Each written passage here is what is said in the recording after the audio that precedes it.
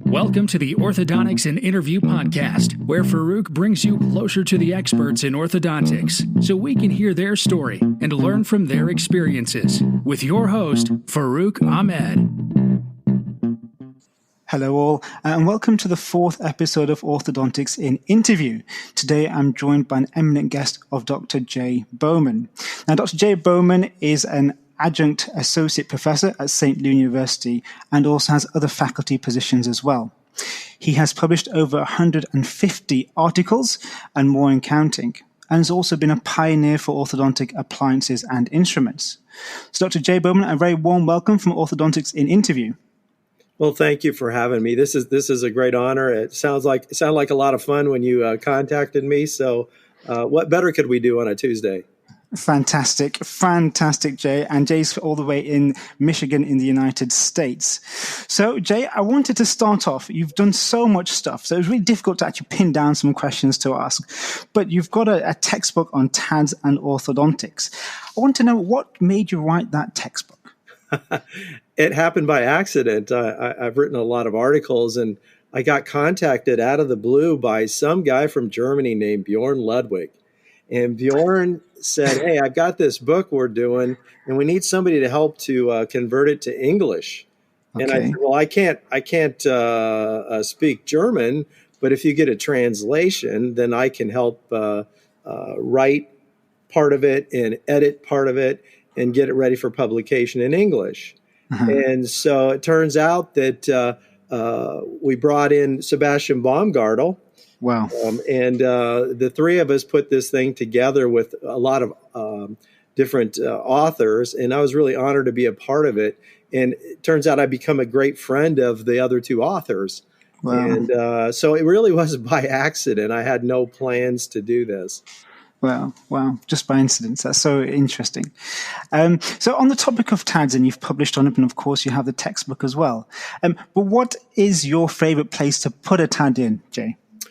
Obviously, things have changed a great deal since the textbook was published. We had introductions to the idea of using palatal miniscrews, but it's really evolved into those are the locations in the palate that become the go-to for the three of us as the editors of that book.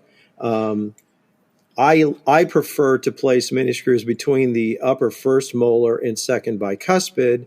And Bjorn Ludwig is very much like Benedict Wilms, placing the screws in the T-zone or in the anterior palate.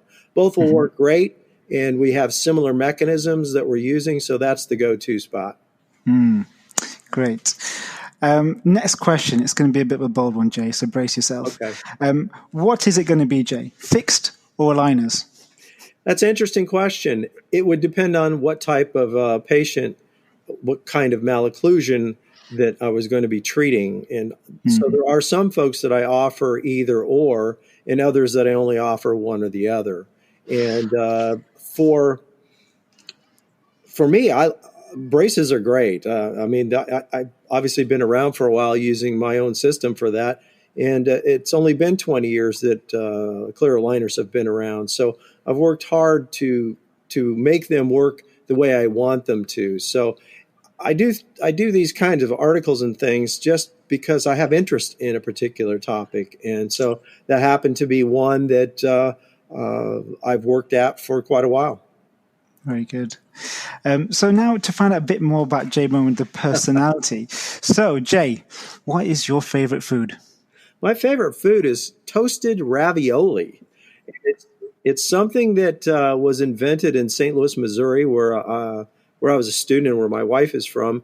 And I've gone on toasted ravioli tours with my wife to different restaurants because it's offered in most restaurants in St. Louis just to find the best ones. And they're all a little bit different. But yeah, that's by far my favorite. So a bit more about yourself. So once you've had your toasted ravioli, what's your favorite show to watch on Netflix? My favorite television program of all time was probably The Paper Chase, which you can still find, which is first-year students in law school. Then currently I'm watching Man in the High Tower and Marvelous Mrs. Maisel. But I would say Deadwood would be the one that I would go back to and watch again. Fine, very good. And Jay, I know you're a fanatic when it comes to the sporting side of things. So what is your best sporting moment? My best sporting moment was last year when the St. Louis Blues won their first Stanley Cup in the National Hockey League after me being a fan for 52 years. Wow. They finally won the championship, and we're still savoring that victory. Wow, that is amazing.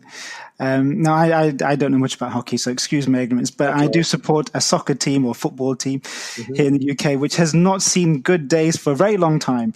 And recently they won the Premiership, so the league we have. Fantastic. So Manchester City is my team, and I will declare it with pride now, as maybe I hid it previously. So the guys from Oasis are huge Man City fans, right? Yes, they are indeed. Yes, absolutely. Yeah. That's where I was born and bred, so we have connections. That's so. I just saw New Order for the first time this last year. That's one of my favorite bands, also from Manchester. Indeed, Jay. Manchester is the origin of great places and great people. But bringing the interview back to perhaps yourself. So in orthodontics, Jay, who are the people you've admired the most? Well, I would say that the chairman of my orthodontic department when I was a student, Lyle E. Johnston Jr., is certainly the main influence on me and my mentor over the years. Also, Tony Gianelli, who's passed away from Boston University. And a lot of people ask me who do I think is one of the best orthodontists of all time. It would be Jim Bowley, who's a retired orthodontist from Texas. So I would say that those folks had a huge influence on me. Very good. And then now coming to the conclusion of the interview, Jay, what one piece of advice would you give to orthodontists who are out there? Well, I think it would be the one that Johnston taught all of us, and that is to be skeptical. Not as cynical perhaps as I can be, but ask yourself if something really makes sense when you evaluate it. Does it sound too good to be true? It probably is. And then what is the downside of a bad decision for you and your patients if you select wrong? So just be skeptical. That is very sound advice. Jay, that brings us to the end of the interview. I'd like to thank you so much for making this fourth interview episode possible. And for the listeners out there, please do subscribe and look forward to the next episode. Just a few outtakes, guys, from today's episode. I hope you do enjoy it. Just some light humor. So, Jay Bowman, you've lectured all across the world. What's been your biggest regret so far? Oh, I think it's probably not saying no to orthodontics in interview. Jay, that's particularly awkward, and I'm not sure we're going to be able to get you back on this podcast. So, for the audience, myself and Jay Bowman are going to have a rap battle. It's an impromptu one. Jay doesn't know about this, so we're going to give that a go. So we're going to get teed up. Jay, hello, Jay. I think we've lost him.